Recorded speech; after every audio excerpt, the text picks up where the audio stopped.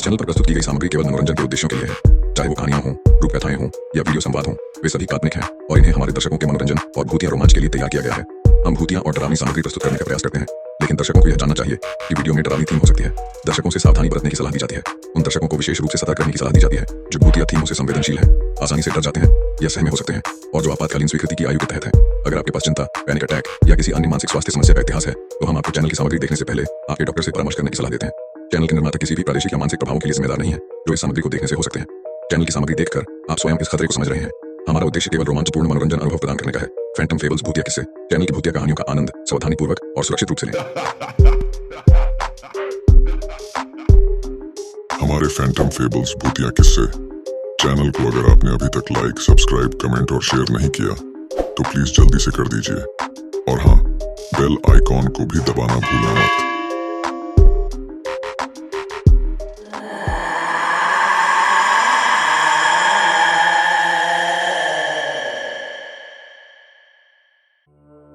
इस दुनिया में ऐसी बहुत सी चीजें हैं जो समझाई नहीं जा सकती। हम सिर्फ उन चीजों पर यकीन करते हैं जिन्हें हम देख सकते हैं या महसूस कर सकते हैं, लेकिन ऐसी चीजें भी हैं जो समझाई नहीं जा सकती और हम उन पर यकीन नहीं करते जब तक कि हम काली शक्तियों के शिकार नहीं हो जाते।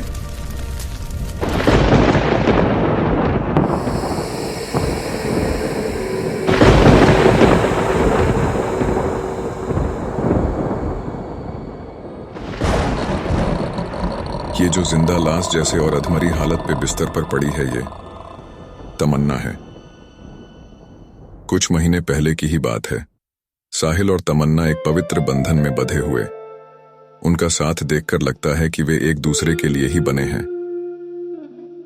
इस शादी को एक प्यार भरी शादी कहना गलत नहीं होगा। दोनों ने इस सफल जीवन साथी के रूप में अपनी खुशियों को साझा करने का निर्णय लिया था।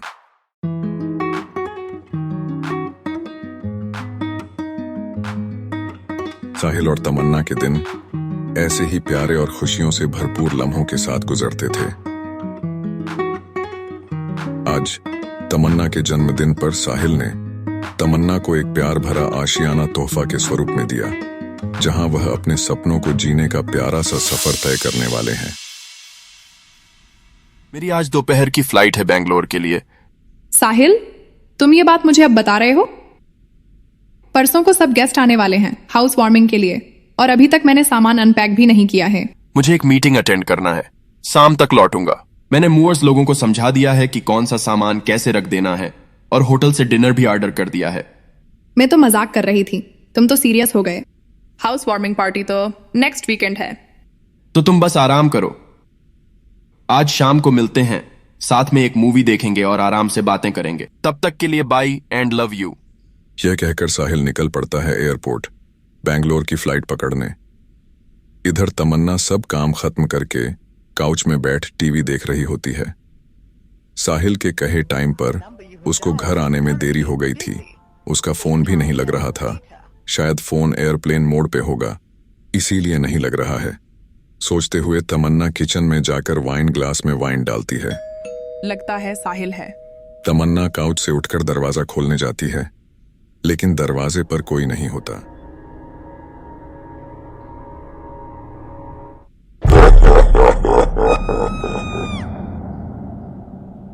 डरो मत, मैं हूं। ऐसे ही मजाक कर रहा था तुम्हारे साथ। तुम तो सचमुच में डर गई। साहिल, तुम्हें पता है कि मुझे ऐसा मजाक बिल्कुल पसंद नहीं है।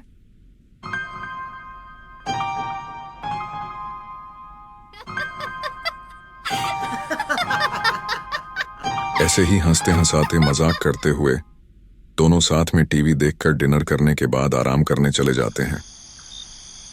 रात के 12 बज चुके थे। तभी घर के बाहर खामोश गहरी रात की चुप्पी तोड़ती हुई साहिल की चीख सुनाई देती है। तमन्ना साहिल की चीख सुनकर गहरी नींद से जाग जाती है और देखती है कि साहिल बेड के बगल में नहीं था। साहिल। तमन्ना अभी कुछ समझ नहीं पा रही थी कि तभी खिड़की से किसी की आवाज सुनाई देती है और वह तमन्ना को पुकार रही है। कौन है?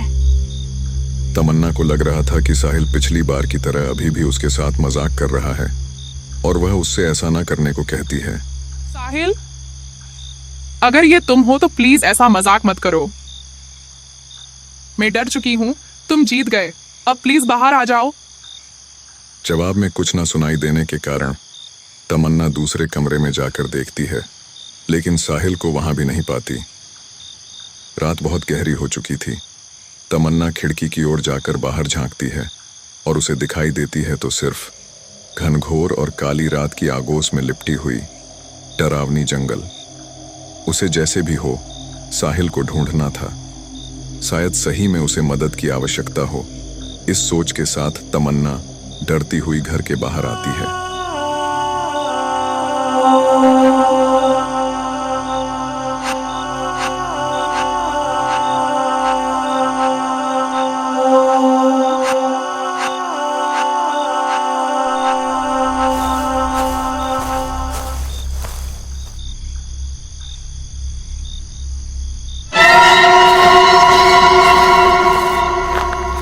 कौन है?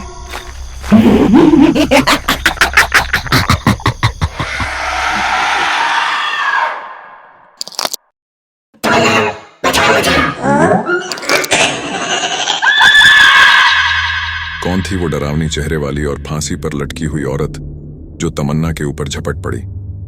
तमन्ना के साथ क्या हुआ? क्या वह इस भयंकर शक्ति का शिकार हो गई? ये सब अब एक रहस्य है और सीधा संदेश है कि तमन्ना को अब कुछ और डरावना सामना करना होगा। आने वाले एपिसोड में उसकी खोज और उसके साथ होने वाली घटनाओं के खुलासे का इंतजार करें। शेष अगले भाग में। हमारे फैंटम फेबल्स भूतिया किस्से चैनल को अगर आपने अभी तक लाइक, सब्सक्राइब, कमेंट और शेयर नहीं किया तो प्लीज जल्दी से कर दीजिए और हाँ, बेल आइकॉन को भी दबाना भूलना मत।